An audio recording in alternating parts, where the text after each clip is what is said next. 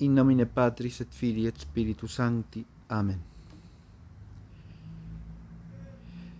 Veni Sancte Spiritus repletuorum corda fidelium et tui amoris in eis signem accende. Emite Spiritum tuum et creabuntur et renovabis faciem terrae. Deus qui corda fidelium Sancti Spiritus illustratione docuisti, da nobis niotum Spiritu recta sapere et eius semper consolatione gaudere per Christum Dominum nostrum. Sancta Maria, Mater Dei, sede sapientiae, ora pro nobis. In nomine Patris et Filii et Spiritus Sancti. Amén. Buenas tardes. Vamos a proseguir con el capítulo 7 del Evangelio según San Mateo y hoy vamos a desarrollar el texto que corresponde a Mateo 7, versículos 15 a 27. 15 a 27. Con este pasaje que vamos a estudiar hoy, concluimos el Sermón de la Montaña. Nos quedan solamente 2 versículos del capítulo 7 que cierran historiográficamente el capítulo, pero el sermón concluye en el versículo 27. Esos 2 versículos los veremos en la clase próxima, junto con la consideración de conjunto del Sermón de la Montaña. Pero hoy analizamos el último pasaje, diríamos así, que corresponde al sermón propiamente dicho. Y lo primero que haremos es oír la lectura de una traducción española del texto. Adelante, Francisco. Guardaos de los falsos profetas, que vienen a vosotros con vestiduras de ovejas, mas por dentro son lobos rapaces. Por sus frutos los conoceréis. Por ventura se cogen racimos de los espinos o higos de los abrojos. Todo árbol bueno da frutos buenos, y todo árbol malo da frutos malos. No puede árbol bueno dar malos frutos, ni árbol malo frutos buenos. El árbol que no da buenos frutos es cortado y arrojado al fuego. Por los frutos, pues, los conoceréis. No todo el que dice Señor, Señor, entrará en el reino de los cielos, sino el que hace la voluntad de mi Padre que está en los cielos. Muchos me dirán aquel día, Señor, Señor, ¿no profetizamos en tu nombre, y en nombre tuyo no arrojamos los demonios, y en tu nombre hicimos muchos milagros? Yo entonces les diré, no os conocí, nunca os conocí. Apartados de mí, obradores de iniquidad. Aquel pues que escucha mis palabras y las pone por obra, será como el varón prudente, que edifica su casa sobre roca. Cayó la lluvia, vinieron los torrentes, soplaron los vientos y dieron sobre la casa. Pero no cayó, porque estaba fundada sobre roca. Pero el que escucha estas palabras y no las pone por obra, será semejante al necio, que edificó su casa sobre arena. Cayó la lluvia, vinieron los torrentes, soplaron los vientos y dieron sobre la casa. Y cayó con gran fracaso. Bien. Este texto contiene claramente 2 perícopas distintas. La primera abarca desde el versículo 15 al versículo 20. Y tiene como tema el guardarse de los falsos profetas,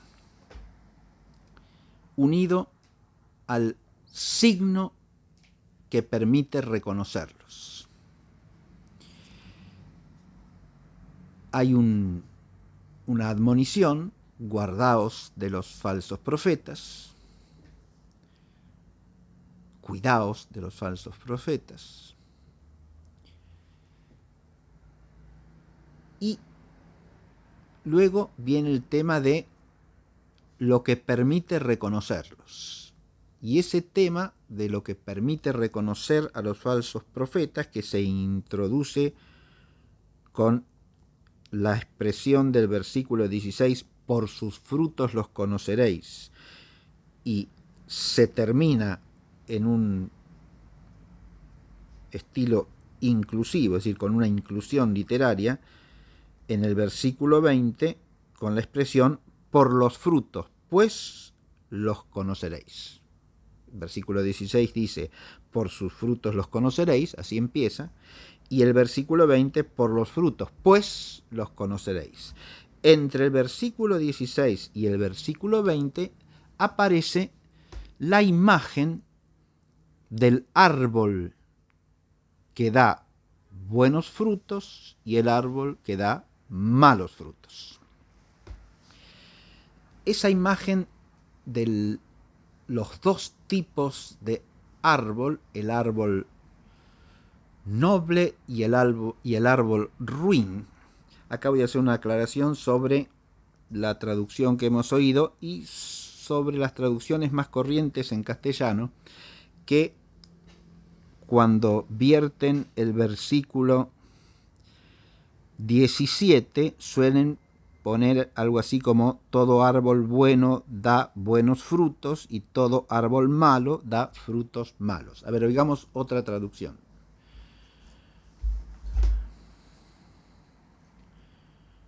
¿Usted tiene, Manuel, la de la Biblia de Jerusalén? Sí. ¿Qué dice? Así todo árbol bueno da frutos buenos, pero el árbol malo da frutos malos. Exactamente igual. ¿Cómo dice allá? ¿Hay quién es? ¿Alonso Shekel? Alonso Shekel. Bueno. Un árbol sano da frutos buenos, un árbol dañado da frutos malos. Ahí está. Bueno, esa traducción, que sale de las dos primeras que leímos, ¿no?, refleja lexicográficamente el texto griego. Si ustedes atienden las dos primeras traducciones, hay dos términos nada más que califican al árbol y al fruto. Árbol malo da frutos malos, árbol bueno da frutos buenos. En cambio, la traducción de Alonso Shekel conserva la estructura léxica del texto griego original, que no contiene dos términos, sino cuatro términos, como esa traducción. Reléala. Un árbol sano da frutos buenos, un árbol dañado da frutos malos. Perfecto. El texto, eso corresponde a un griego que dice lo siguiente.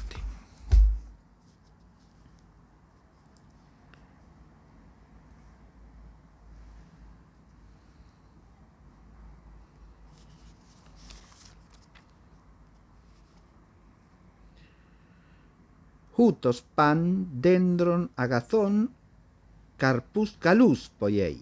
Es decir, todo árbol agazón, todo árbol,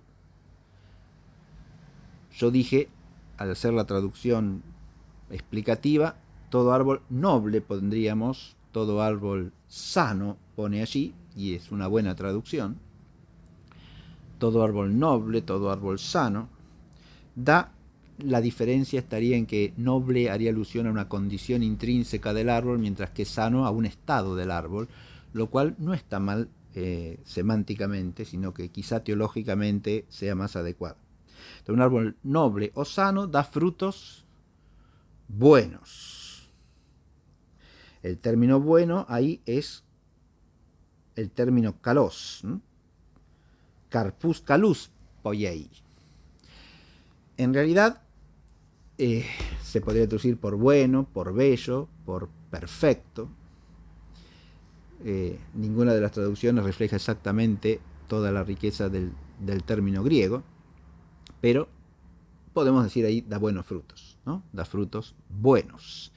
En realidad, da tampoco es el término exacto.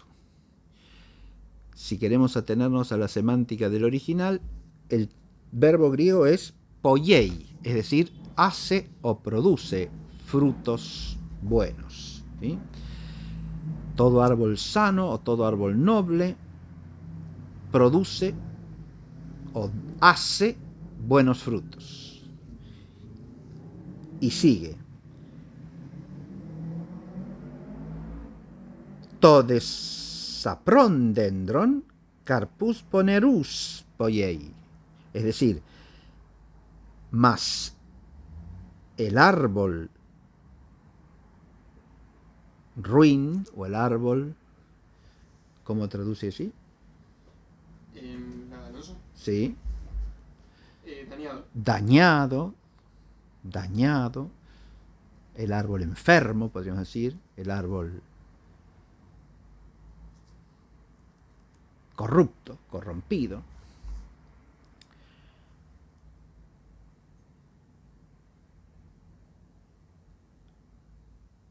Hace frutos malos, es decir, carpus ponerus poiei. El árbol malo hace frutos, el árbol dañado, o el árbol ruin, o el árbol enfermo, hace frutos malos. Ya veremos que el modo de traducir esto no es indiferente para la lectura del sentido de esta frase. Lo que sí parece preferible de entrada es reflejar en la traducción española la estructura léxica y por lo tanto semántica básica de los signos que pone el texto. Después hay que esclarecer su significado, pero no abarcar en el mismo término bueno o malo dos cosas que se dicen con términos distintos y por lo tanto parecen corresponder a nociones por lo menos parcialmente distintas. Entonces, en realidad la frase allí es la contraposición entre los dos tipos de árbol, es entre árbol noble y árbol ruin, o entre árbol sano y árbol dañado, entre árbol en buen estado o en buena salud y árbol corrupto o enfermo. El primero da buen fruto, da un fruto bello, da un fruto bueno. El segundo da fruto malo. Esta es la imagen que centra toda la cuestión del criterio para discernir al falso profeta del auténtico. Porque el criterio que ha puesto el Señor es: por sus frutos los conoceréis. Y entonces da el fundamento explicativo de ese por sus frutos los conoceréis. El auténtico profeta equivale al árbol sano, al árbol noble, que da fruto bueno y bello. En cambio, el falso profeta corresponde al árbol ruin, dañado, enfermo, que da malos frutos. Esta primera perícopa, si uno la considera desde el punto de vista de la semántica bíblica, está centrada en la imagen del fruto. Esta imagen es una imagen que tiene una amplia tradición en la Sagrada Escritura y nos detendremos a explicarla dentro de un momento. Más aún, esa larga tradición se ve reflejada claramente en el versículo 16. A ver, Emanuel, lea el versículo 16 completo.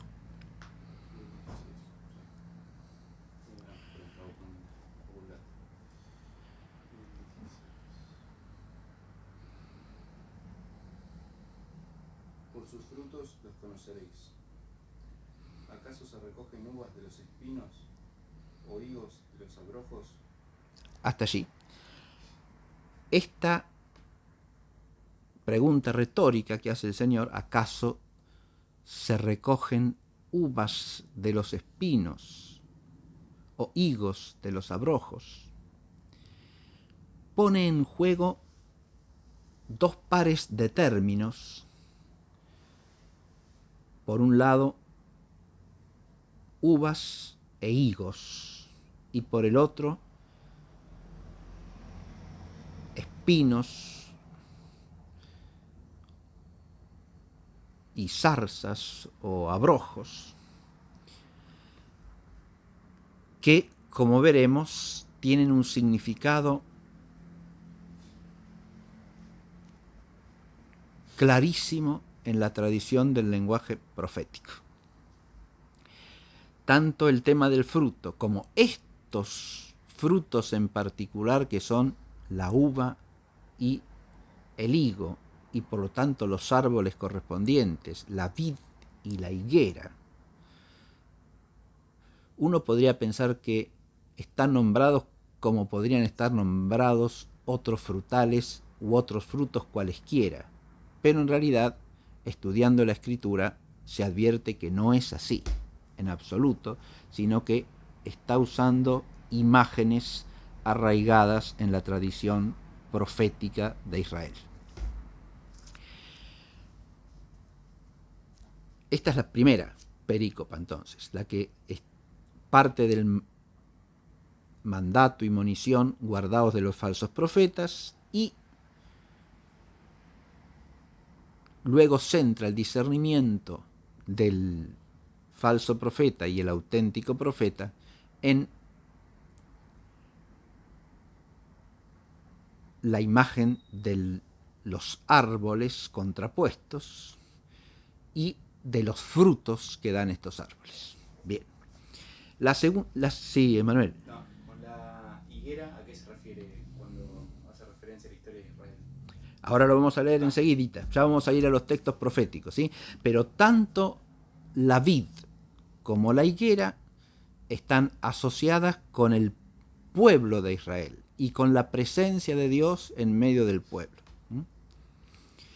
Y las dos, la vid y la higuera, pueden tomarse como imágenes de Israel. Ya veremos que esto es así. Es decir, no son frutales cualesquiera los que está nombrando acá el Señor. Está nombrando la vid y la higuera. Y como frutos, la uva y los higos, las uvas y los higos. Y ya veremos en los textos que en torno a estas dos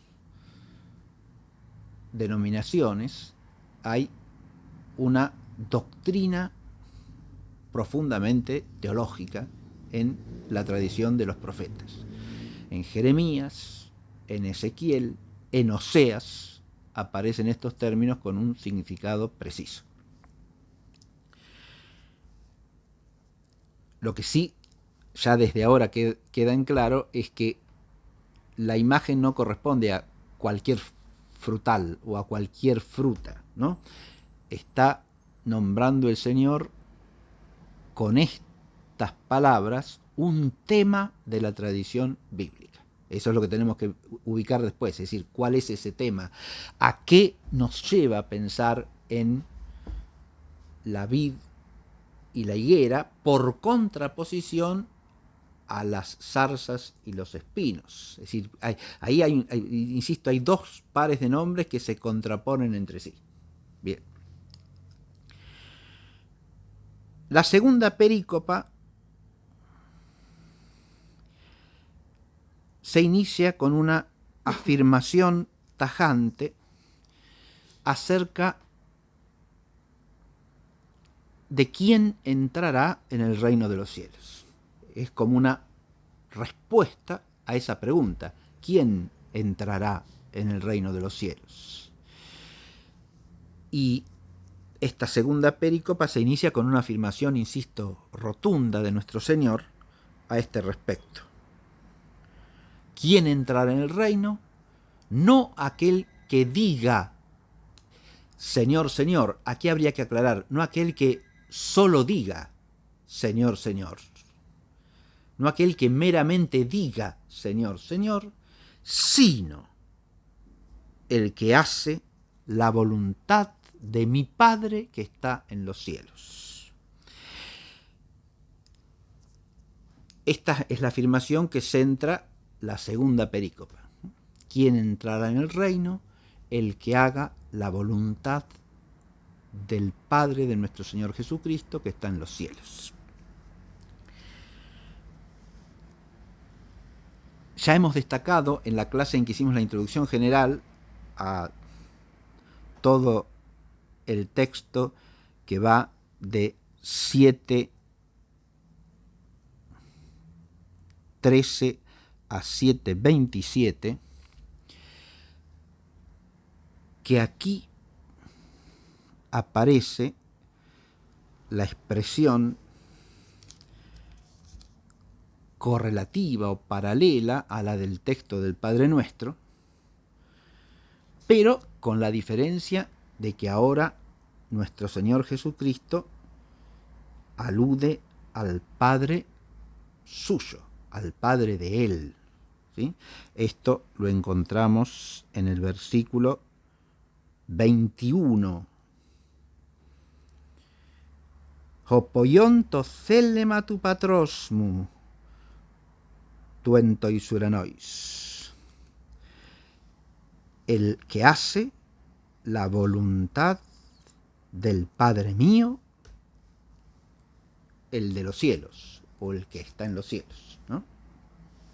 Del Padre mío que está en los cielos. La construcción es exactamente paralela a la de el inicio del Padre Nuestro. Pero allí el Señor nos enseña a decir Padre Nuestro que estás en los cielos, y acá dice Él, el Padre mío que está en los cielos. El que hace la voluntad del Padre, que es también petición del Padre Nuestro, ¿no? Hágase tu voluntad, sea hecha tu voluntad, así sobre la tierra como en el cielo. Esa petición ahora no es una petición, sino que es una afirmación que cualifica de modo distintivo a aquel que puede entrar en el reino de los cielos. Las dos perícopas que estamos analizando tienen algo en común. En las dos se ofrece un discernimiento, es decir, un criterio para discernir. La primera, para discernir al profeta auténtico del falso profeta. La segunda, para discernir, que es discernir a quién debemos oír, ¿verdad? A quién debemos oír para poder recibir la verdad que viene de Dios. En cambio, en la segunda se trata de discernir qué cosa, quién puede y quién no puede entrar en el reino de los cielos. Ahora, este segundo discernimiento pasa por algo que consiste positivamente en hacer la voluntad del Padre de Jesucristo el Señor, es decir, hacer la voluntad de Dios. Y negativamente no consiste en solo decir Señor, Señor. El tema se complica luego con la afirmación acerca de lo que pasará en aquel día, ¿verdad? Es decir, esta primera afirmación terminante del Señor va desarrollada por dos pasajes sucesivos. El primero es el que dice: en aquel día muchos me dirán, Señor, Señor. O sea, retoma eso de decir Señor, Señor.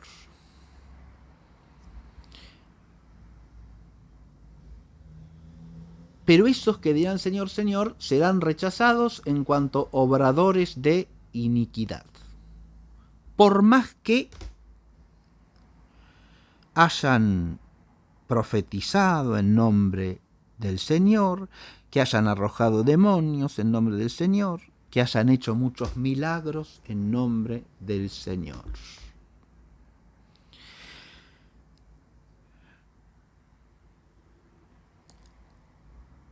Adviértase que en los tres casos se hace alusión a poner signos que manifiestan la presencia de Dios. Profetizar, arrojar demonios, hacer milagros. Son signos que manifiestan la presencia de Dios. Pero no se trata, en el criterio de discernimiento, de eso. De hecho, el Señor en su respuesta no dice: no es cierto que hayáis hecho esas cosas, sino que dice: yo entonces les diré, nunca os conocí, apartaos de mí, obradores de iniquidad. Es decir, esos son rechazados por haber obrado inicuamente, haber obrado contra la voluntad del Padre que está en los cielos.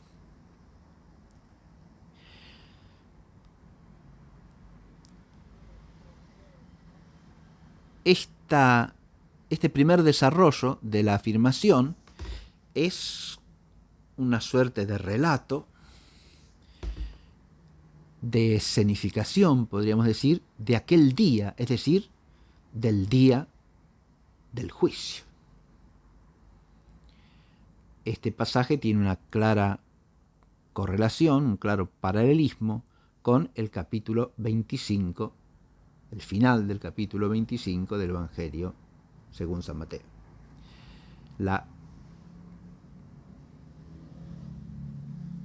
El discurso escatológico del capítulo 25 nos viene inmediatamente al pensamiento cuando leemos esta pequeña escenificación del día del juicio que presenta aquí el Señor, en que algunos se acercarán a Él diciendo: Señor, Señor, hemos hecho esto y esto y esto, y serán arrojados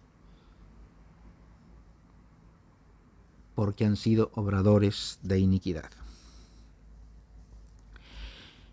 Y el segundo desarrollo de la afirmación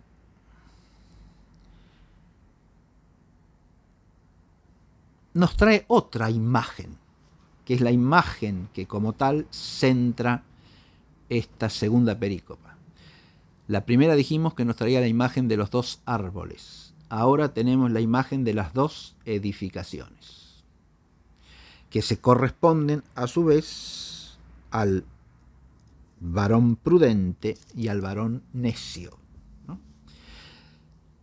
El varón prudente edifica sobre la roca y el varón necio sobre la arena. Una es una edificación sólida que resiste las lluvias torrenciales y los aluviones y las tempestades. La otra es una edificación que cuando llegan las adversidades de las lluvias torrenciales, de las riadas, de las tormentas, se viene abajo estrepitosamente. De nuevo aquí nos viene al pensamiento la parábola de las vírgenes prudentes y las vírgenes necias, que también tiene un significado escatológico. Pero aquí no se trata de haber llenado o no las lámparas, sino que se trata de haber edificado sobre roca o haber edificado sobre arena. De nuevo, esta imagen de la segunda perícopa tiene un trasfondo bíblico importantísimo, y es toda la tradición acerca del término roca. ¿Qué es la roca? El término roca en el lenguaje de los salmos está asociado muy claramente a Dios mismo. O sea, tiene un significado teológico. Dios es la roca de Israel. Y el término roca va asociado, como leeremos enseguida en los Salmos, a Dios como Salvador, como liberador, como aquel que es nuestra fortaleza, nuestro escudo, nuestra salvación. El carácter teológico del término roca no puede ser desconocido en este pasaje. De nuevo, no se trata de una imagen cualquiera, no es meramente una imagen tomada de la vida cotidiana, en la que difícilmente alguien edifique sobre arena, sino que más bien está tomada del, que teniendo un trasfondo de sentido común, obviamente, está tomada nuevamente de la tradición bíblica, ¿no? Porque la roca, como suelo firme e inamovible, nos remite a Dios, mientras que la arena, movediza, mudable, cambiante en su ubicación, incapaz de fundar sólidamente, nos remite a la fragilidad del hombre y de la criatura en general. Bien, hecha esta aclaración preliminar, ya tenemos ubicado el conjunto que tenemos que profundizar. Pasamos entonces a examinar ahora con cierto detenimiento cada una de estas dos perícopas. Empecemos releyendo la primera, es decir, de 15 a 20. Adelante, Francisco.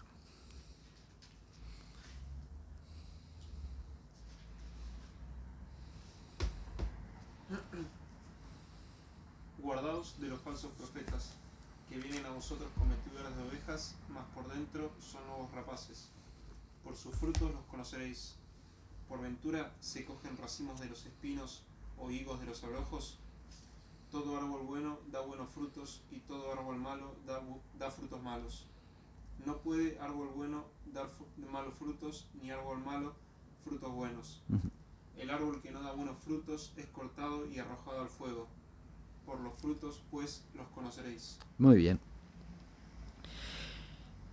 La admonición inicial es: guardaos de los falsos profetas que vienen a vosotros con vestiduras de ovejas, mas por dentro son lobos rapaces.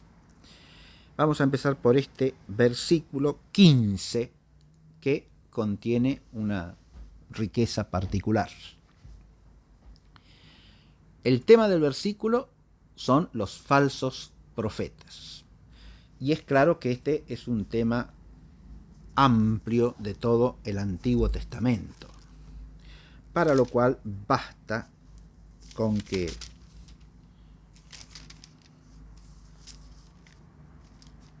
recordemos el hermoso capítulo 13 del libro del Deuteronomio.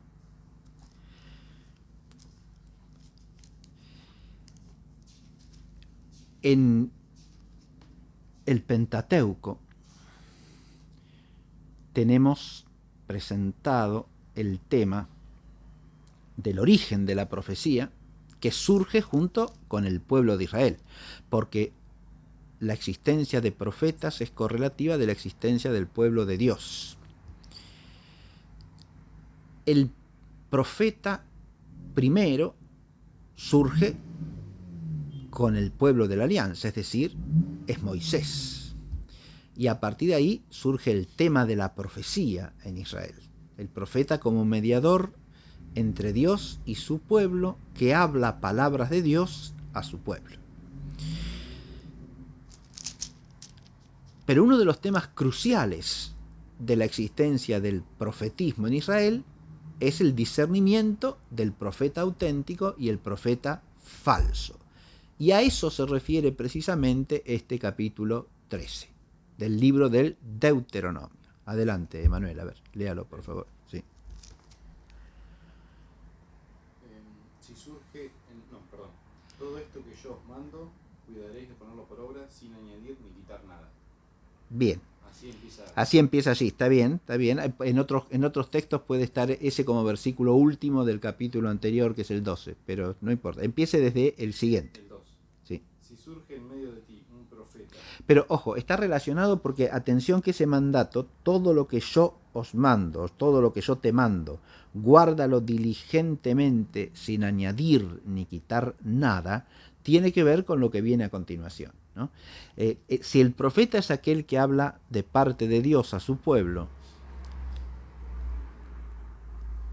el auténtico profeta es el que garantiza que el pueblo pueda recibir la palabra de Dios y vivir de ella.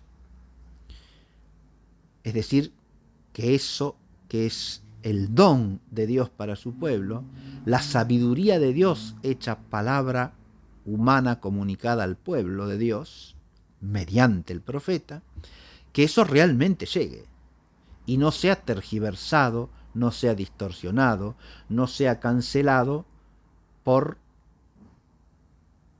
los hombres. El falso profeta es un hombre que presentándose como profeta, en lugar de hablar palabra de Dios, habla palabra humana. Y como consecuencia arrastra a los hombres a ser del pueblo de Dios a ser infieles a Dios. Ese es el nudo de esta problemática del falso profeta. ¿Qué es lo que hace el falso profeta? Lo extravía al pueblo del camino que la palabra de Dios le traza. Y primariamente lo extravía ¿de qué? De su fidelidad al único y verdadero Dios que se le ha revelado. Ese es el núcleo de la alianza. El núcleo de la alianza es que el único Dios verdadero, creador del cielo y de la tierra, se ha revelado al pueblo de Israel y lo ha hecho su pueblo. O mejor dicho, se ha revelado a ese conjunto de hombres para constituir los pueblos suyos y depositarios de su ley, de su voluntad manifestada a los hombres, que eso es, como hemos dicho en otras ocasiones, ya la Torá, es decir, es la voluntad de Dios manifestada a los hombres por medio de la palabra profética. Ahora sí, vayamos a la lectura.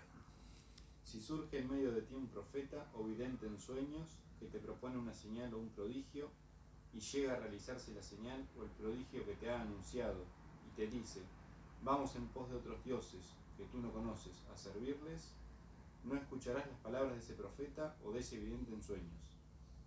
Es que Yahvé vuestro Dios os pone a prueba para saber si verdaderamente amáis a Yahvé vuestro Dios con todo vuestro corazón y con toda vuestra alma.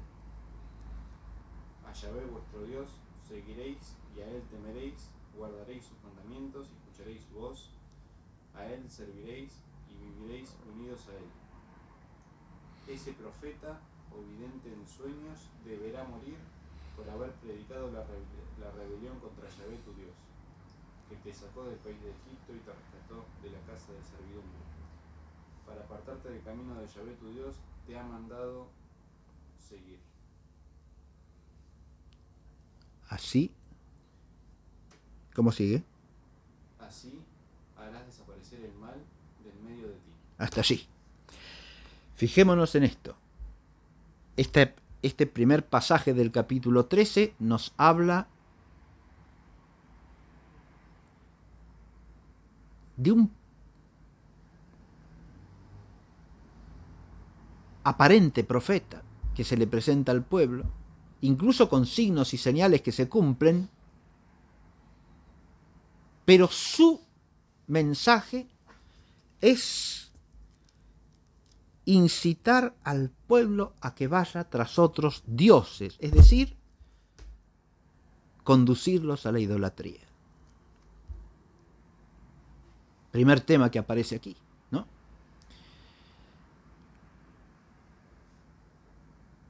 Hemos oído además algo que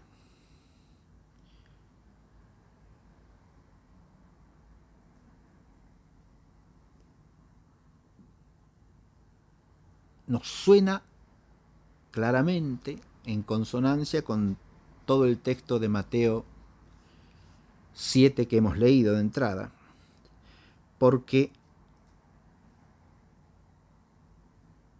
no hay que oír, dice el texto, las palabras de ese profeta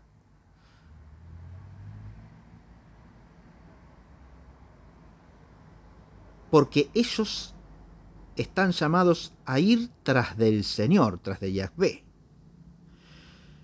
A Él habéis de temer, guardar sus mandamientos, obedecer su voz, servirle y allegaros a Él. Reconocer al único Dios verdadero implica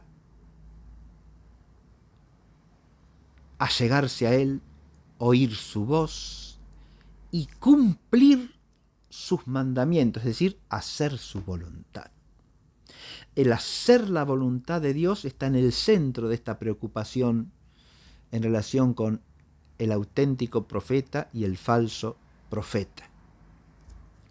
Porque la profecía en Israel, insisto, está al servicio de la comunicación de la sabiduría de Dios al pueblo de Dios. Y por lo tanto, la comunicación de la ley de Dios, que es manifestación al mismo tiempo de la sabiduría de Dios y del amor de Dios para con su pueblo. El pueblo está llamado a ser fiel al Dios de la alianza, al Dios de la revelación. Por lo tanto, cualquiera que lo quiera apartar de esa fidelidad, cualquiera que lo induzca a la idolatría, ese debe ser rechazado como un falso profeta y por lo tanto dice, y es lo otro que el texto señala hacia el final, debe ser condenado a muerte, porque así será extirpada la maldad de en medio de Israel. O sea que la falsa profecía es un crimen capital. Es un crimen que está penado en la antigua alianza con la muerte. Es un crimen gravísimo. Es una forma de homicidio, porque el falso profeta está matando la vida auténtica del pueblo de Israel. Él está quitando la vida al pueblo. En un sentido profundo, ¿verdad? Porque la vida del pueblo viene de Dios.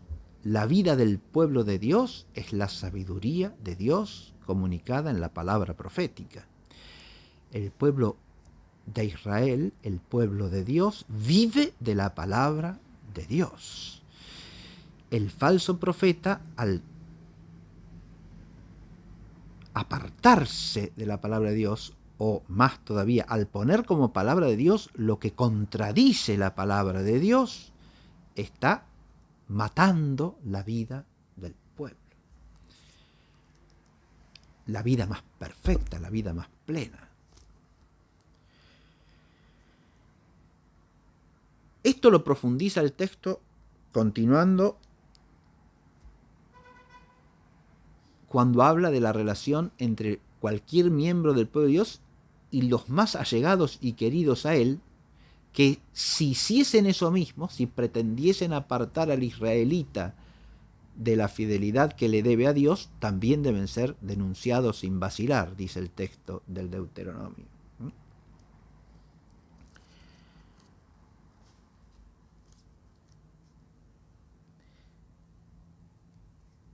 Pero el tema es siempre el mismo, ¿no? Si tu hermano, hijo de tu madre, o tu hijo o tu hija, o la mujer que descansa en tu regazo, o tu amigo, aunque lo quieras como a tu propia alma, te incitaren en secreto diciendo, vamos a servir a otros dioses, dioses que no conocisteis ni tú ni tus padres, de entre los dioses de los pueblos que os rodean, cercanos o lejanos, del uno al otro cabo de la tierra, no asientas ni le escuches, ni tenga tu ojo piedad de él, ni le tengas compasión, ni le encubras. Denúnciale irremisiblemente y sea tu mano la primera que contra él se alce para matarle, siguiendo después las de todo el pueblo. Le lapidaréis hasta que muera por haber buscado apartarte del Señor tu Dios que te sacó de Egipto, de la casa de servidumbre. Así todo Israel lo sabrá y temerá de hacer una semejante maldad en medio de ti.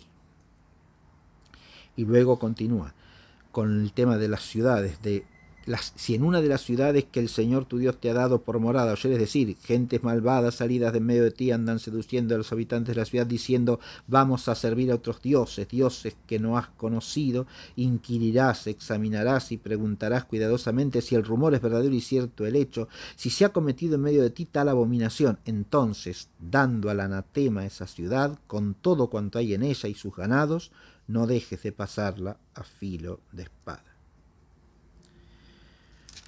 Es el anatema de las ciudades idólatras. En estos 3 pasajes que componen el capítulo 13 del libro del Deuteronomio aparece como misterio de iniquidad la falsa profecía. Pero atención, ¿en qué está centrada la falsa profecía? En el tema de la idolatría, en apartar a los miembros del pueblo de Dios del único Dios vivo y verdadero. Todo lo que sea contradictorio, por lo tanto, con el reconocimiento del único Dios, creador del cielo y de la tierra, y con el reconocimiento de su voluntad, todo lo que sea ajeno a la alianza establecida por el Dios verdadero con su pueblo, a la ley que funda la alianza, todo eso debe ser rechazado con energía por el pueblo de Dios.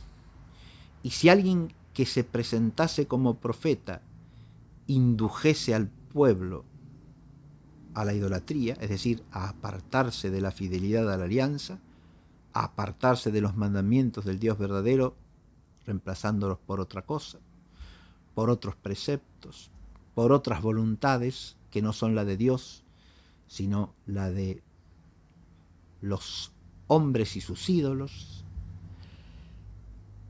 que son las voluntades que se oponen a la de Dios, a eso hay que rechazarlo con suprema energía, dice el texto del libro del Deuteronomio.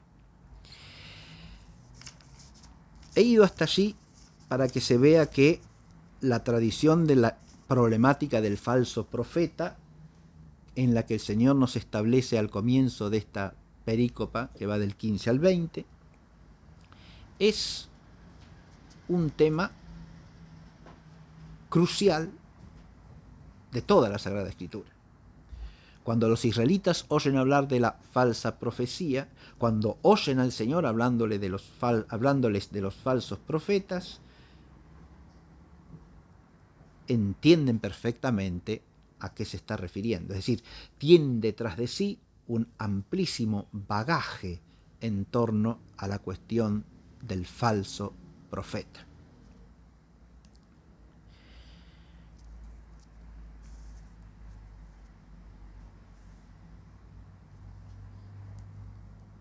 Pero a este guardaos de los falsos profetas,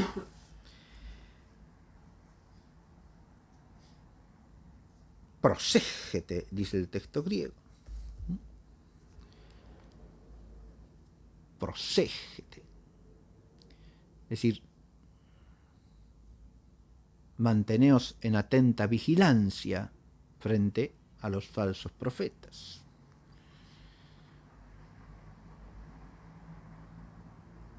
Guardaos, como traduce aquí, o tened cuidado de los falsos profetas.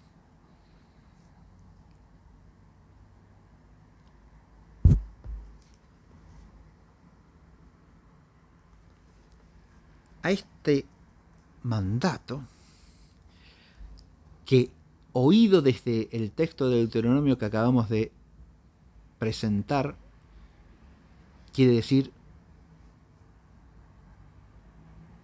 vigilad, manteneos en constante atención y esforzada vigilia para no caer en la idolatría, para no olvidar al Dios vivo y verdadero. para no olvidar la ley y los profetas.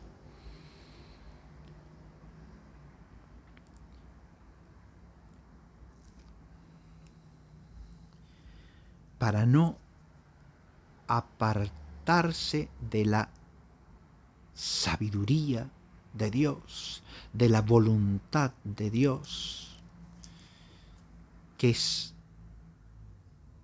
el único verdadero, que es la fuente de la vida y de la salvación. Guardaos de los falsos profetas. Pero ahora el Señor combina esto con una imagen que es la imagen del rebaño. Porque dice que vienen a vosotros con vestiduras de ovejas, mas por dentro son lobos rapaces. Esta imagen del rebaño es también una imagen bíblica clarísima, porque Dios es el pastor y los israelitas, como dice el salmista, somos su pueblo, las ovejas de su rebaño. El rebaño, la grey de Dios, es Israel y Dios es su pastor.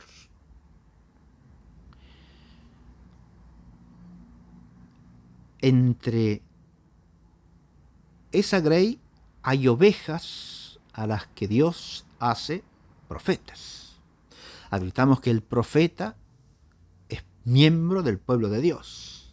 Y ese profeta, que es una oveja del redil de Dios,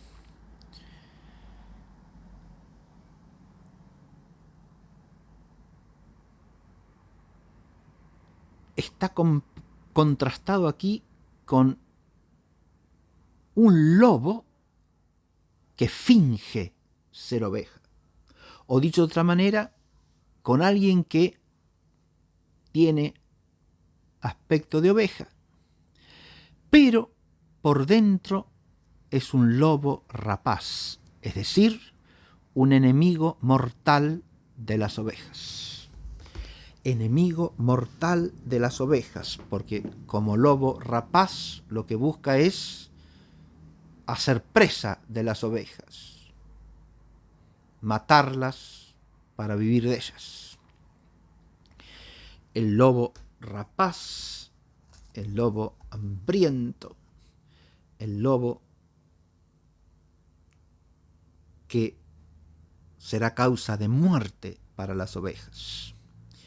La imagen es perfectamente comprensible desde el trasfondo que he explicado. Cuando hablamos del profeta, inmediatamente surge en la mente el pueblo de Dios, el Dios que constituye al pueblo por medio de la alianza, que le revela la ley de la alianza y que guía a ese pueblo que él ha constituido como su pueblo, como un pastor a su rebaño. Y entonces la imagen del falso profeta como alguien que llega a las ovejas con vestidura de oveja, pero por dentro es un lobo rapaz, se hace perfectamente inteligible. La idolatría que se asocia en el texto de Deuteronomio que leímos al falso profeta, la inducción a la idolatría es, como decíamos, un homicidio, es dar muerte al miembro del pueblo de Dios como tal, es destruir la vida verdadera, la vida con mayúsculas, la vida que viene de la palabra de Dios. Y por lo tanto el falso profeta es un homicida, es, para decirlo con la misma imagen que usa el Señor, en medio de las ovejas un lobo rapaz, es decir, un enemigo a muerte de las ovejas. En este sentido, el lobo está tomado acá, el lobo rapaz, que es por dentro el falso profeta, que tiene solo apariencia de oveja. El lobo rapaz está tomado como símbolo del poder de la muerte, que es el poder del pecado, y que es propio de los hombres en cuanto seducidos por el maligno, que es el padre de la muerte y de la mentira.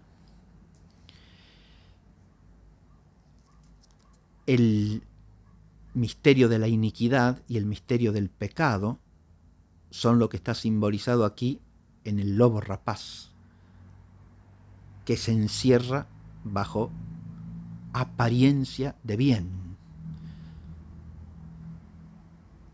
Precisamente hay una apariencia de oveja, porque se presenta como profeta, como miembro del pueblo de Dios que habla de parte de Dios a su pueblo, pero por dentro es un lobo rapaz, cuyo objetivo es matar a las ovejas, sembrar muerte, destrucción en medio de las ovejas, o sea, en medio del pueblo de Dios que es su rebaño, su grey, la grey de la que Dios es el pastor.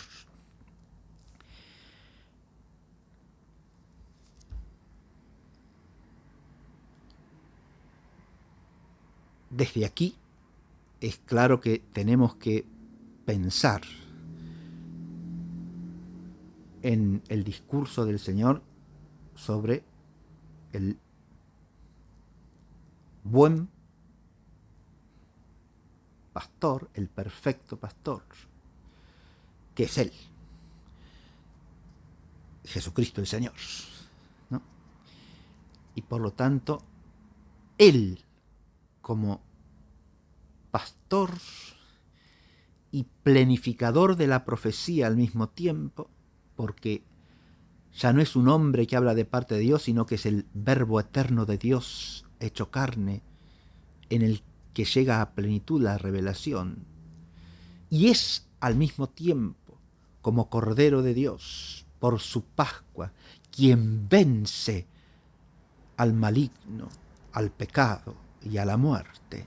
Él es el que nos salva de todo falso profeta, es decir, de todo lobo rapaz.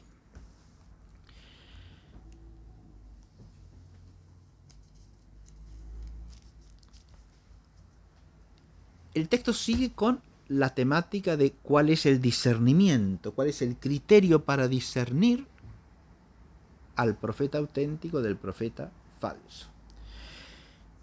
Y el Señor dice, por sus frutos los conoceréis. Ahora introduce la imagen de los frutos.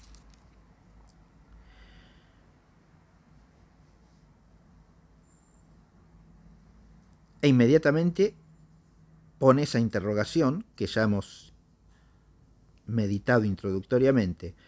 ¿Por ventura se recogen racimos de los espinos o higos de los abrojos? Bien.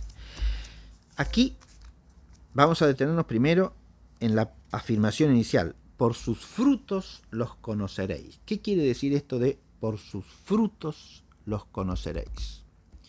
Hay un texto al que inicialmente podemos remitirnos para empezar a responder esa pregunta. Y me refiero al libro del profeta Jeremías, capítulo 17. Vamos a leer los versículos 9 y 10. 17, 9 y 10 del libro del profeta Jeremías. ¿Lo tiene Francisco? A ver, Sí. adelante. Sí. Tortuoso es el corazón, impenetrable para el hombre. ¿Quién puede conocerle? Yo, Yahvé, que penetro los corazones y pruebo los riñones, para retribuir a cada uno según sus caminos, según el fruto de sus obras. Según el fruto de sus obras. Muy bien. Aquí hay una expresión en la cual es lo que suele llamarse en retórica una metáfora determinativa, ¿no? Donde una metáfora determinativa es aquella en la cual el analogado aparece como complemento determinante del análogo. Si yo digo, como en este caso, el fruto de sus obras. El fruto de sus obras. Fruto, yo puedo usar directamente la palabra fruto como metáfora de obras, ¿no? Lo que es el fruto para una planta que da fruto, lo son las obras para el interior del hombre. Esa sería la analogía de proporcionalidad que está involucrada en esta metáfora, ¿no? Si yo digo, fíjense, releamos el texto, ¿no? El texto habla del interior del corazón y que ese interior no lo puede conocer sino Dios, ¿no? Entonces, eso nos llevaría al texto de Mateo 7, donde el Señor nos dice que los falsos profetas son aquellos que llegan al rebaño con piel de oveja, pero por dentro son lobos rapaces. Ahora, ¿quién puede ver por dentro sino solo Dios? Entonces, ¿cuál es el criterio para reconocer al falso profeta? Nosotros, los hombres, que no podemos ver el interior como lo ve Dios. Y ahí viene la respuesta del Señor, ¿no? Si nosotros pasamos por este texto, entendemos perfectamente el inicio del criterio, ¿no? ¿El criterio cuál es? Por sus obras los conoceréis. ¿Por qué? Y porque las obras son la manifestación del interior, al modo en que los frutos son la manifestación del interior de la planta. Claro, si la planta está sana, ahí venía la traducción que vimos de Alonso Jekyll, ¿no? Si la planta está sana, ¿en qué se manifiesta su salud? Y en que da buenos frutos. Si yo veo los frutos y los frutos son buenos frutos, son sanitos, los da en el tiempo adecuado, los da con la abundancia esperada, entonces digo que la planta está sana, aunque no pueda verla por dentro. Pero veo la consecuencia de esa salud, de esa vida buena que tiene la planta en los frutos que da.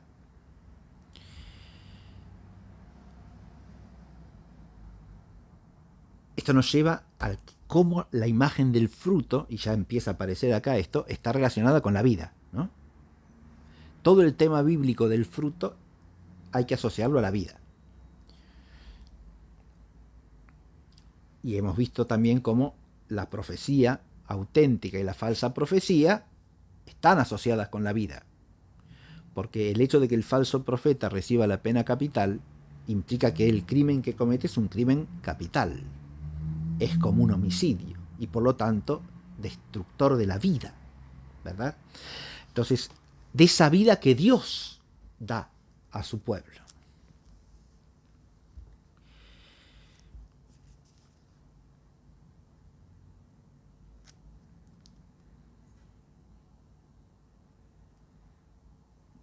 El texto de Jeremías dice, ¿quién puede conocer el corazón, ¿no?, del hombre?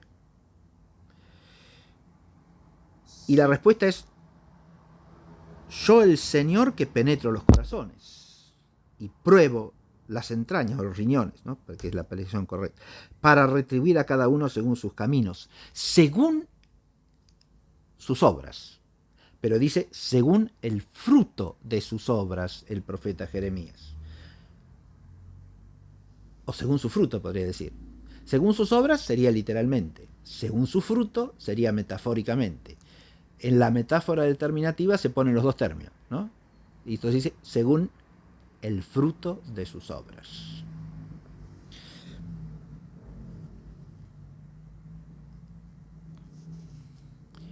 Es lo mismo que si nosotros dijésemos metafóricamente,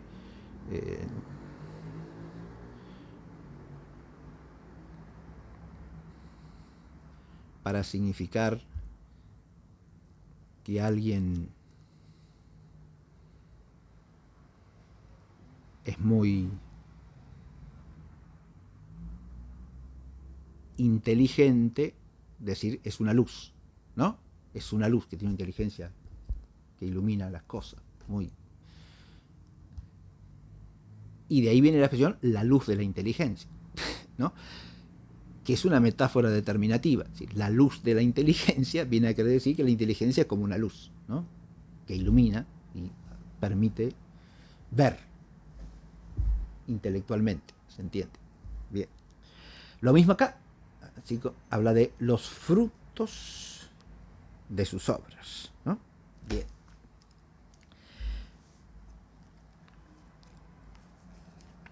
Ahora bien, con esto empezamos a entender, decía el texto de Mateo 7, cuando dice, por sus frutos los conoceréis. Pero inmediatamente pregunta, ¿por ventura se recogen racimos de los espinos o higos de los abrojos? Bien, esto en primera instancia, ¿qué viene a querer decir? Bueno, simplemente que uno podría entender en el sentido de una planta que no da higos, no puede recoger, uno no puede ir a recoger higos de una planta que no da higos, ¿no? Uno no puede ir a recoger peras del olmo, como decimos en castellano, ¿no? ¿Es esto lo que dice? Podría entenderse en primera instancia como una expresión de ese tipo, ¿verdad? La releo, por ventura se recogen racimos de uvas, se entiende, de los espinos, o higos de los abrojos. ¿Acaso dan peras los olmos? ¿Es eso lo que está diciendo, como en una frase proverbial? En realidad, la frase tiene de proverbial, pero no en el sentido de saber vulgar, de que no se le ha de pedir a un árbol el fruto que no le es propio, o a un árbol que no da fruto que dé fruto. Hay árboles que no dan fruto, no le vamos a pedir que den fruto. Hay árboles que dan cierto fruto, no le vamos a pedir el otro fruto, el fruto que no le es propio.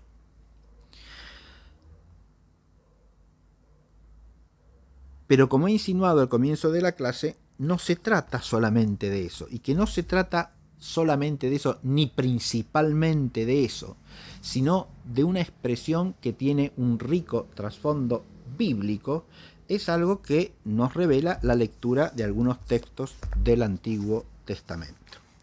Y vamos a proceder a su lectura, empezando por el libro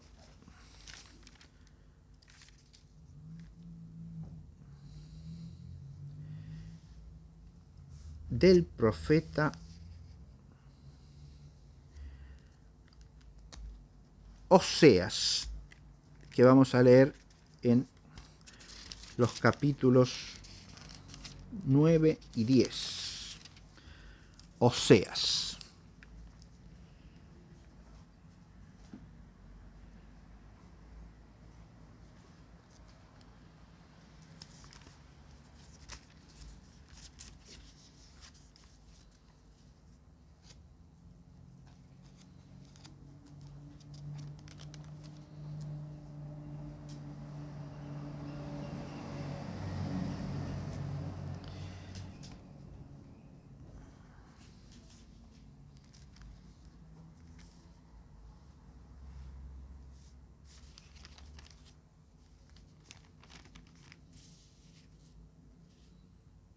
Muy bien.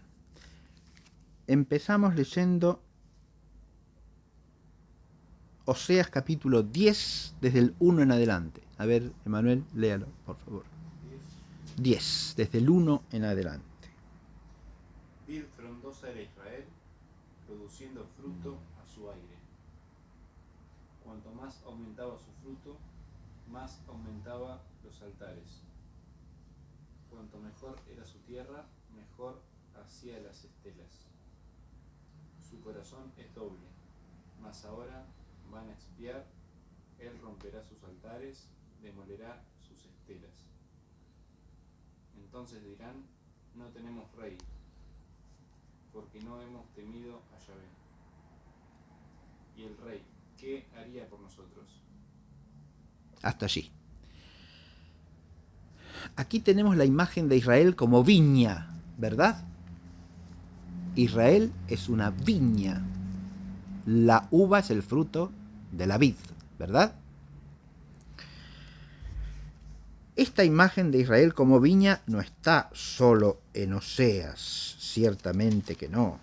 La encontramos también en el profeta Jeremías, la encontramos también en el profeta Isaías.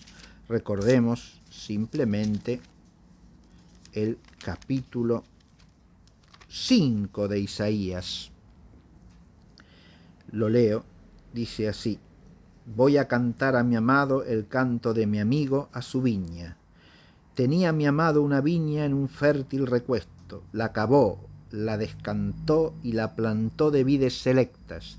Edificó en medio de ella una torre e hizo en ella un lagar, esperando que le daría uvas, pero le dio agrazones. Ahora pues, vecinos de Jerusalén y varones de Judá, juzgad entre mí y mi viña. ¿Qué más podía yo hacer por mi viña que no lo hiciera?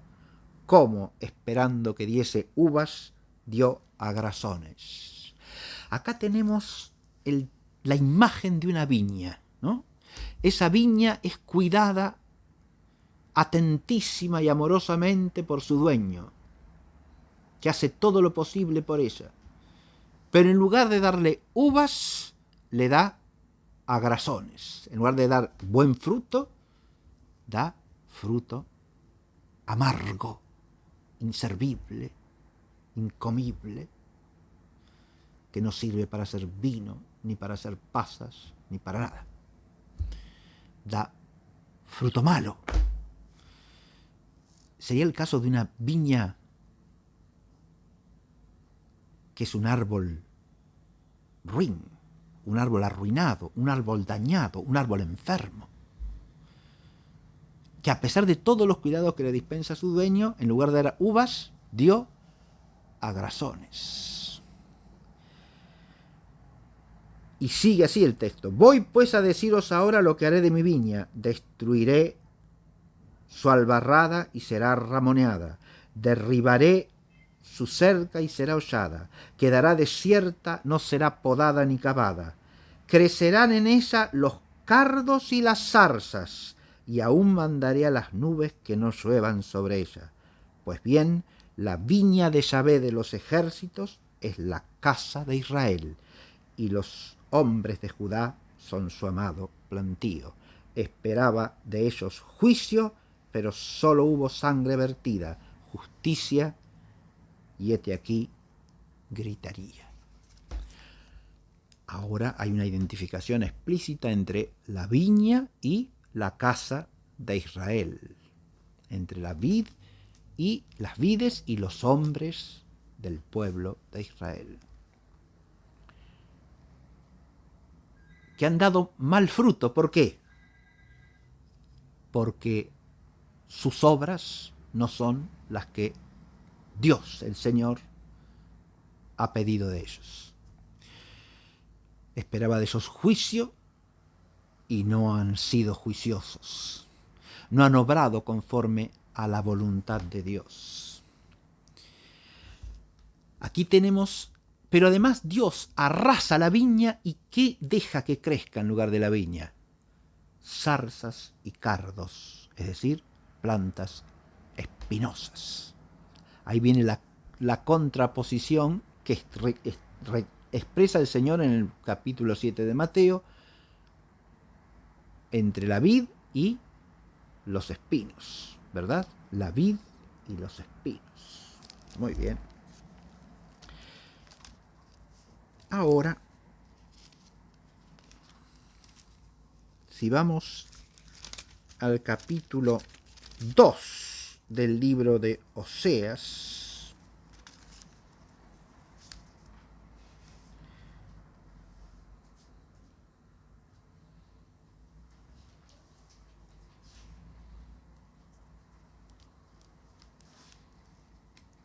Vamos a leer desde el versículo... No, vamos a leer primero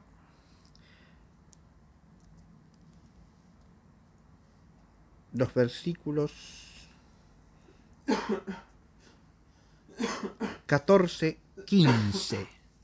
14, 15. O pueden ser también 12 y 13, según la numeración que adopte la edición, ¿eh? ¿Qué tiene usted, Talaré Francisco? sus viñas. Eso, ¿Eso? Desde sí. ahí. Ah, está bien. Talaré sus viñas y sus higuerares, de los que decía, es el salario de mis amantes, Que mis amantes me dan. amantes me dan. La reduciré a un matorral y la devorarán las bestias del campo. La castigaré por los días en que incensaba a los Baales, y adornándose con sus anillos y sus collares, se iba con sus amantes y me olvidaba a mí, dice Yahvé. Ahí está. Aquí habla de la tierra que ha dado a su pueblo.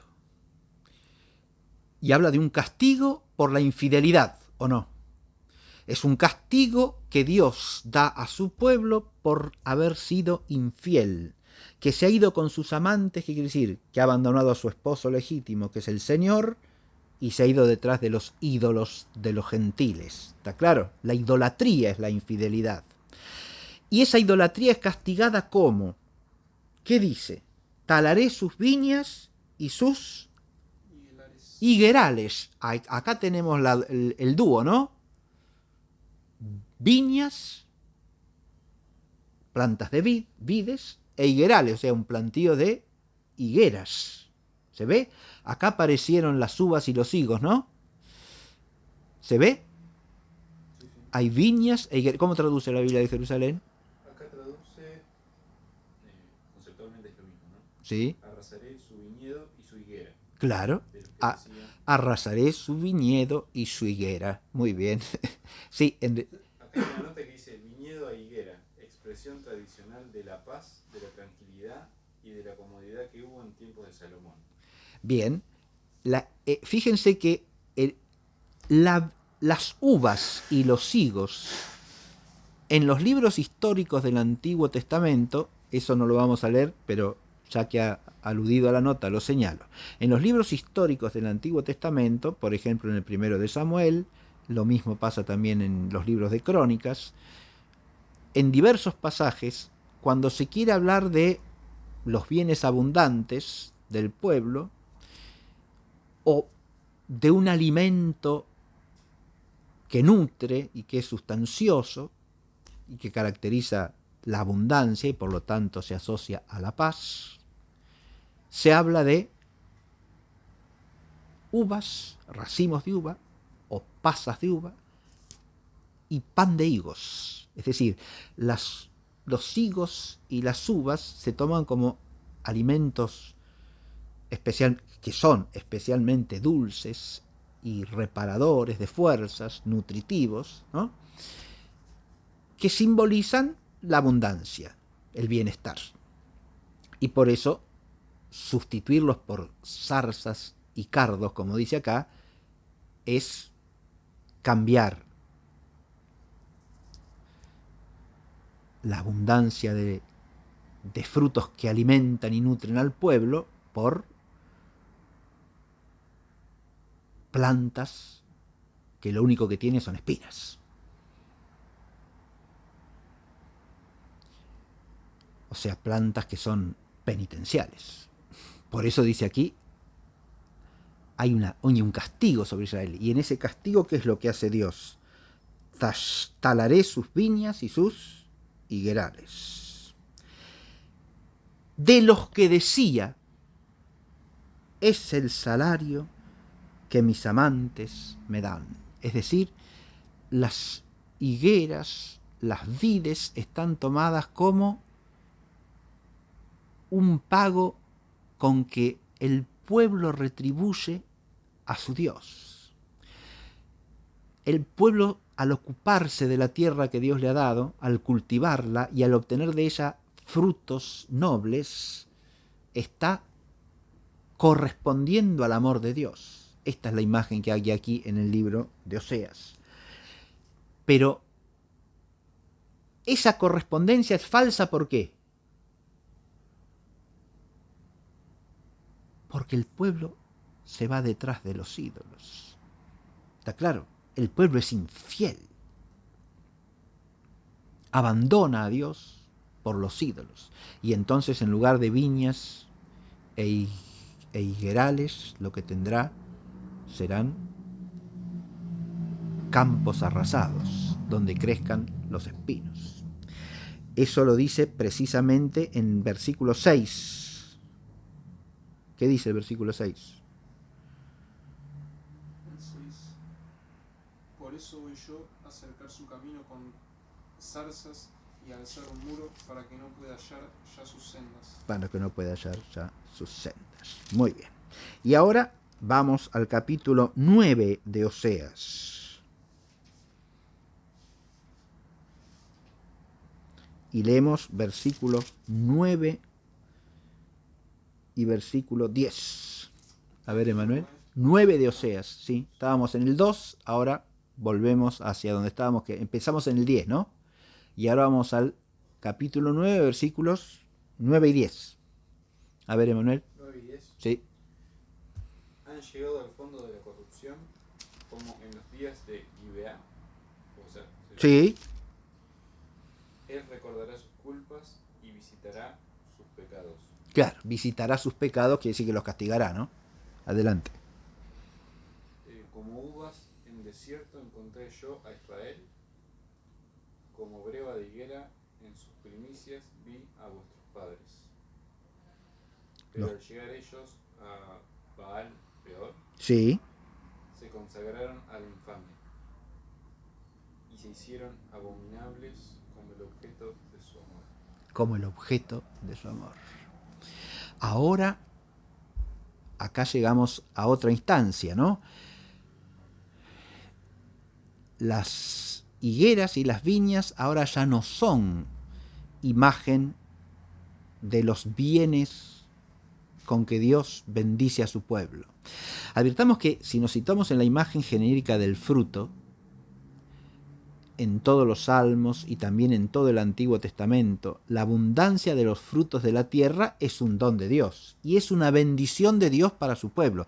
Las cosechas abundantes, ¿no? El Señor bendice el año con la cosecha propia, con la añada, ¿no? Bendice los campos y los hace fructificar. Es bendición del Señor el fruto de la tierra. La tierra que es suya, en la que Él ha creado todo vegetal que da fruto para el servicio de los hombres, ¿no? De manera tal que en la contemplación bíblica de la creación que está en manos del Dios omnipotente, que es su Señor y soberano creador, los frutos de la tierra son una bendición de Dios, ¿no? Entre esos frutos, los frutos de la vid y los frutos de la higuera tienen una especial significación como frutos especialmente agradables, especialmente nutritivos, ¿no? Y frutos dulces que son un regalo de Dios para su pueblo. Pero a su vez la viña y el higueral, o las uvas y los higos, se transforman en imágenes del pueblo. ¿Por qué? Porque así como Dios es el creador de los cielos y de la tierra, es también el creador de su pueblo. Y su pueblo, así como es su rebaño, que Él cuida como pastor, es su plantío. El pueblo de Dios es su plantío, es su sembrado. La imagen de la viña es una imagen que aparece, como hemos visto, en varios profetas, ¿no? Dije, está en Isaías, está en Jeremías, está en Oseas. Y finalmente la retoma el Señor en el Nuevo Testamento: yo soy la vid verdadera y vosotros los sarmientos. Ahí llega a su culminación la teología de la vid. Pero acá en estos versículos que acabamos de leer, en el 10 lo que dice el profeta es como uvas, hablando en nombre de Dios, como uvas en el desierto hallé yo a Israel, como brevas en la higuera en su principio. Ahora, tanto la uva como el higo, las brevas, los higos tempranos, están acá puestos como imágenes de los israelitas, ¿verdad? Ellos son el fruto. Son el fruto de ese plantío que es el plantío de Dios. Hay una doble imagen entonces, los frutos buenos como frutos que da la tierra por bendición de Dios para su pueblo, y cuando Dios en cambio quiere castigar a su pueblo, aparece la imagen de que esos frutos son suprimidos y suplantados por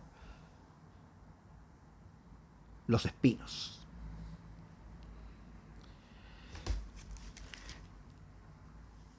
Esa oposición con los espinos, ¿no?, la tenemos claramente expresada también en el profeta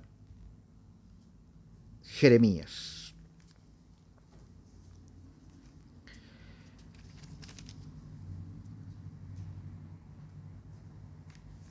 El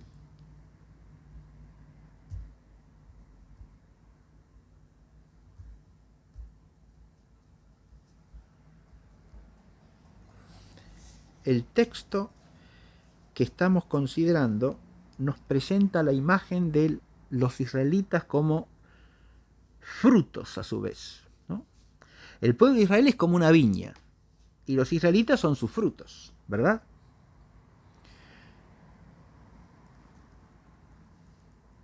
A su vez, esa viña que es Israel puede dar buen y mal fruto en el sentido de las obras del pueblo. Esa es la imagen de Isaías.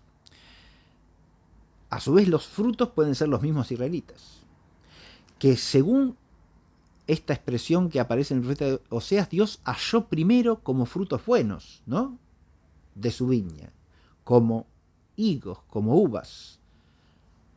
Pero luego, dice, se fueron, vuestros padres, ¿no?, se fueron detrás de Baal Peor, es decir, de un ídolo, y se consagraron a la infamia y se hicieron abominables como aquellos a los que amaron. Es decir, se hicieron abominables como los ídolos. ¿Se entiende? Ya dejaron de ser como uvas o como higos. Es decir, frutos dulces, frutos buenos, frutos nobles. Y se transformaron ellos en espinas. Bien. Podemos detenernos mucho más tiempo en esto, estudiando con precisión todos los textos proféticos que nos hablan de las zarzas, de los espinos, de las uvas, de los higos, pero es claro que hay una semántica central aquí. Esta imagen de las higueras, las viñas, que nos llevan en última instancia al pueblo de Dios como viña o como higuera, ¿no? Es el pueblo de Dios el que de alguna manera es una viña o es una higuera.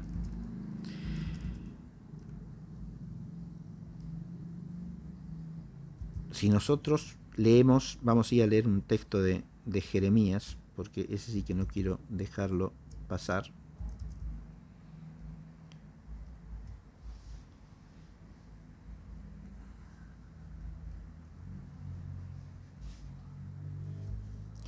Leamos Jeremías 8:13, por favor.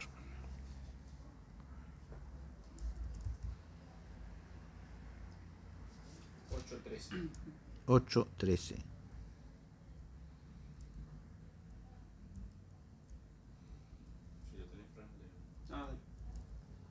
Los reuniré a todos, palabra de Yahvé.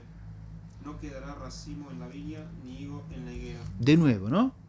Racimo en la viña, ni higo en la higuera. ¿Sí? Caerán hasta las hojas. Yo les enviaré gentes que los arrebaten. Caerán hasta las hojas. Yo les enviaré gentes que los arrebaten, ¿verdad? Ahí tenemos, fíjense ustedes, la imagen de nuevo de el castigo de Dios para su pueblo. Y el castigo está asociado siempre a la infidelidad. Por eso cuando los oyentes israelitas del Señor lo escuchan hablar de higos y de uvas que no se obtienen de los espinos ni de los zarzales, piensan en esto. Es decir, no es que están pensando en una imagen cualquiera de que tal planta no da fruto tal, sino que están pensando en el tema preciso de la fidelidad o infidelidad de Israel a su Señor y Dios. Lo cual conecta esta imagen con el texto que leímos del Deuteronomio acerca de la falsa profecía. ¿Se advierte? Porque todos estos textos proféticos que hablan del arrasar las vides y los higuerales, o de cortarlos todos, como dice allí, ¿no? ¿De qué hablan? Del castigo de Dios por la infidelidad de su pueblo. Es el castigo a la infidelidad. A su vez, la imagen de Israel como una viña o como una higuera nos lleva a que al oír hablar de los higos y de las uvas, inmediatamente, espontáneamente piensan en ¿qué? En las obras buenas o malas que ellos pueden hacer. O sea, la imagen en su trasfondo bíblico está llena de contenido teológico. No es una imagen que suene solamente desde el conocimiento de la naturaleza, ¿no? Este es un tema constante que aparece al estudiar los textos bíblicos del Nuevo Testamento, y voy a insistir con una breve consideración acerca de este asunto. No podemos contentarnos al oír las palabras del Señor con oírlas desde nuestra propia mentalidad o desde nuestro propio conocimiento o desde el nivel del conocimiento vulgar de la naturaleza, porque las imágenes que usa el Señor son, en general, no quiere decir que en algún caso no pueda ser una imagen que sea meramente una analogía tomada de la naturaleza, pero en general son imágenes cargadas de significación en la tradición de la revelación previa a su llegada. Precisamente son imágenes de un profundo vigor poético, como metáforas, como comparaciones, pero arraigadas en el conocimiento del pueblo de Israel acerca de la palabra de Dios. Y al unirse esas imágenes a revelaciones previas, tienen connotación precisa. No es que hablan de cualquier cosa las imágenes, sino que las imágenes nos hablan, en este caso, del tema de la fidelidad o infidelidad del pueblo a su Dios.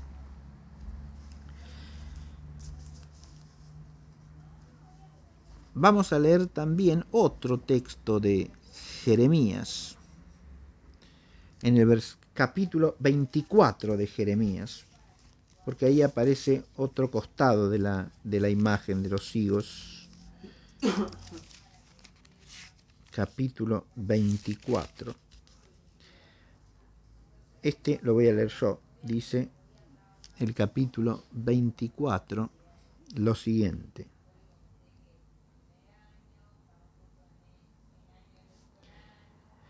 Mostróme Yahvé 2 cestos de higos delante del templo de Yahvé. Fue después de haber llevado cautivos Nabucodonosor, rey de Babilonia, a Jeconías, hijo de Joaquín, rey de Judá, a los príncipes de Judá y a los herreros y carpinteros de Jerusalén, a Babilonia. Uno de los cestos tenía higos muy buenos, como brevas, pero el otro tenía higos muy malos, tan malos que de malos no podían comerse. Me dijo Yahvé, ¿qué es lo que ves, Jeremías? Yo le respondí, higos. Los buenos son muy buenos, pero los malos tan malos que de malos no pueden comerse. Y me fue dirigida palabra del Señor. Así dice Yahvé, Dios de Israel. Como a esos higos buenos, así miraré a los cautivos de Judá, que para su bien he arrojado de este lugar a la tierra de los caldeos, Pondré sobre ellos mis ojos para bien y los haré volver a esta tierra. Los edificaré y no los destruiré. Los plantaré y no los arrancaré. Y les daré un corazón para que reconozcan que yo soy Yahvé, y ellos serán mi pueblo y yo seré su Dios, pues se convertirán a mí de todo corazón.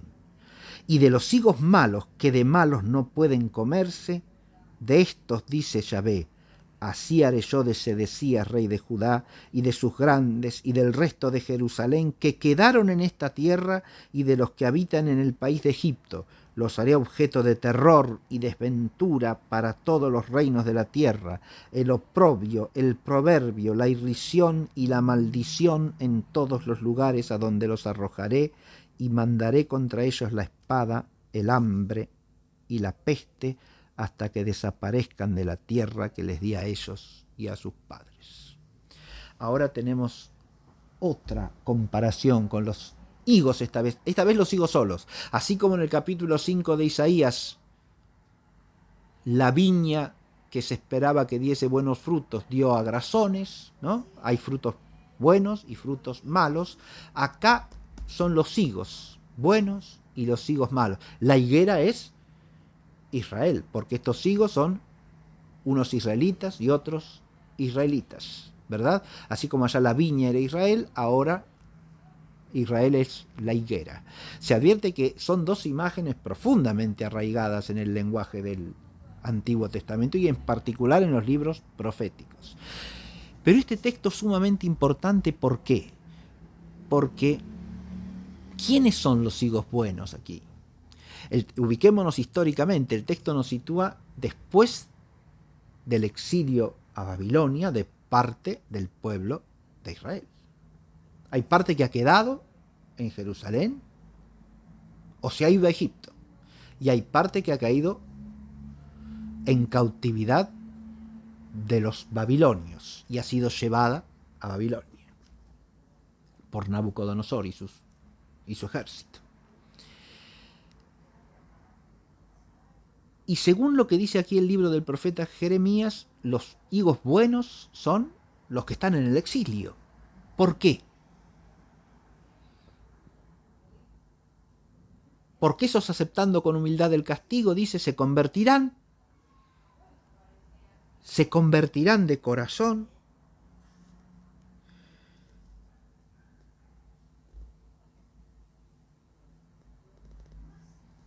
y serán fieles a Dios. Se convertirán de corazón. Les daré un corazón para que reconozcan que yo soy Yahvé, y ellos serán mi pueblo y yo seré su Dios, pues se convertirán a mí de todo corazón. En cambio, los otros serán abandonados a lo propio. Serán escarnio delante de todos los pueblos. ¿Por qué? Y porque permanecerán en su infidelidad. Esa infidelidad por la cual Israel ha sido castigado, no la reconocen siquiera. Y permanecen apegados a sus criterios humanos en lugar de entregarse a la palabra de Dios y a la voluntad de Dios. Y entonces estos son los higos malos que de malos no pueden comerse. Digo que es importante este texto porque cuando consideramos la traducción de el árbol noble o sano que da buen fruto, el árbol ruin o deteriorado o insano que da mal fruto, noble, ruin, sano o insano, habría que entenderlos en composición en un sentido no puramente ontológico, sino en un sentido, digamos, teologal, sobrenatural, pero según la dinámica de la conversión. ¿Por qué? Porque precisamente no hace distinción sin más entre hombres de tal naturaleza y hombres de otra naturaleza. No es que hay hombres por naturaleza buenos y por naturaleza malos. Este es un tema que toman todos los santos padres de la Iglesia cuando comentan este pasaje. San Jerónimo, San Agustín, sobre todo estos dos, San Juan Crisóstomo también, pero San Jerónimo y San Agustín hacen expresa consideración de que no hay que entender estos textos en un sentido maniqueo. Es decir, que hay hombres que por naturaleza son buenos y hombres que por naturaleza son malos, y que unos dan frutos buenos y otros dan frutos malos. O que en cada hombre hay un alma buena y un alma mala, una da frutos buenos, la otra da frutos malos. Cualquiera de esas maneras de entender el texto es ajena a la verdad y es propia de los herejes, ¿sí? No se puede entender así eso. Entonces, ¿cómo se entiende? Bueno, hay que entenderla según la relación teologal, es decir, ¿qué es lo que hace bueno o malo al árbol que da fruto? Lo que lo hace sano es la fidelidad al único Dios verdadero, y a su palabra y a su voluntad. Y lo que lo hace insano es la infidelidad. Lo que lo hace noble, lo que lo ennoblece, lo hace un árbol noble que da buen fruto, fruto bello, ¿qué es? Lo que lo ennoblece es el permanecer fiel al don de Dios. Y lo que lo hace ruin, ¿qué es? De nuevo, la infidelidad. Hay que entenderlo según esa dinámica que está abierta a la conversión, porque el árbol que fue malo, si acepta la penitencia y se convierte de todo corazón, como dice el texto de Jeremías, se hace bueno y pasa a ser un buen fruto, ¿sí? O a dar buen fruto, a producir buen fruto. Y esto está claro en toda la perspectiva del Nuevo Testamento. El tema de los frutos ciertamente tiene una amplia proyección en el Nuevo Testamento, porque, claro, la vid o el higueral del Antiguo Testamento va a ser sustituido por el del Nuevo. ¿Y quién es el del Nuevo? Y la vid verdadera, que es Jesucristo el Señor, ¿verdad? Él es la vid verdadera. Y el Señor Jesucristo es el fruto bueno también. Claro, los frutos son bendición de Dios, decimos, ¿no? Pero el Señor Jesucristo es el fruto más perfecto del Dios creador del cielo y de la tierra.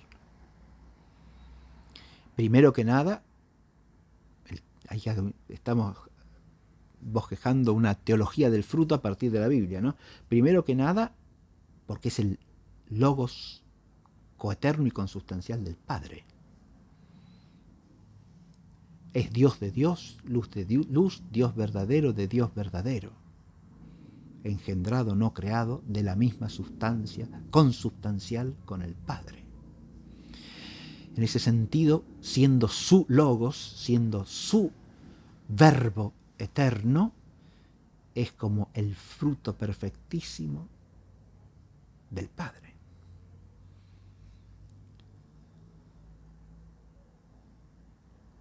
Pero como verbo encarnado es también el fruto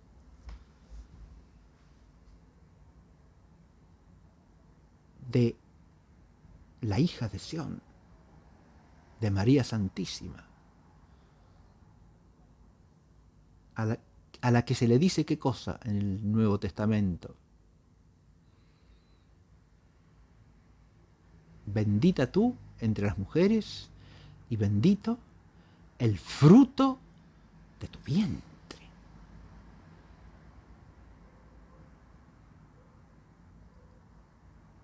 Bendito el fruto de tu vientre. Así le dice Santa Isabel a la Santísima Virgen María, proclamando a Jesús el bendito fruto del vientre de María, que lo es en virtud de su humanidad, concebida en María por obra del Espíritu Santo. Y este misterio de el Espíritu, que es el que hace dar buen fruto, está en todas las enseñanzas apostólicas del Nuevo Testamento, ¿no? Para recordar esto, simplemente leamos Porque si nosotros somos sarmientos unidos a la vid verdadera, damos fruto. Ahora el sarmiento que es cortado se seca y solo sirve para ser arrojado al fuego, dice el Señor en el Evangelio según San Juan. El que vive unido a Él da fruto. ¿Que son los frutos de qué? Del Espíritu. Vamos a la epístola a los Gálatas, capítulo 5, por favor. Esta ya es la proyección del misterio del Señor como la vid verdadera. Y el misterio del envío del Espíritu Santo, que vivifica al pueblo de la nueva y eterna alianza, o sea, al Israel definitivo, haciéndolo viña fructífera, ¿verdad? Viña fecunda, cuyo supremo prototipo como viña fecunda es María Santísima, que ha dado a luz al verbo de vida. Y todos los cristianos estamos llamados a dar frutos que son obras cristianas, es decir, obras de la vida de Cristo participada en nosotros. Y esto lo hacemos por el don del Espíritu, ¿no? Esto es lo que enseña Pablo aquí con un lenguaje que hace alusión al fruto, ¿verdad? Leamos desde el versículo 16 hasta el 26. Y con eso vamos a dejar la clase de hoy.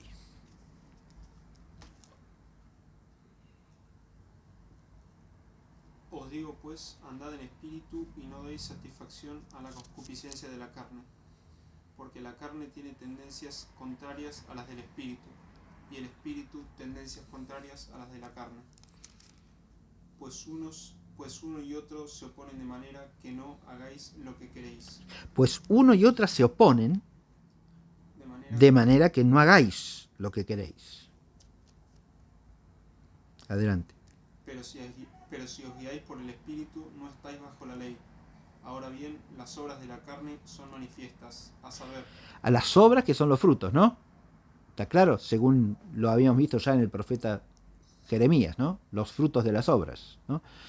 Las obras de la carne, recordemos que lo que estamos tratando de entender es por sus obras los conoceréis, ¿no? Así pues, por sus obras los conoceréis, a los profetas. ¿Cómo distinguir al falso profeta que tiene piel de oveja pero por dentro es un lobo rapaz? Por sus obras.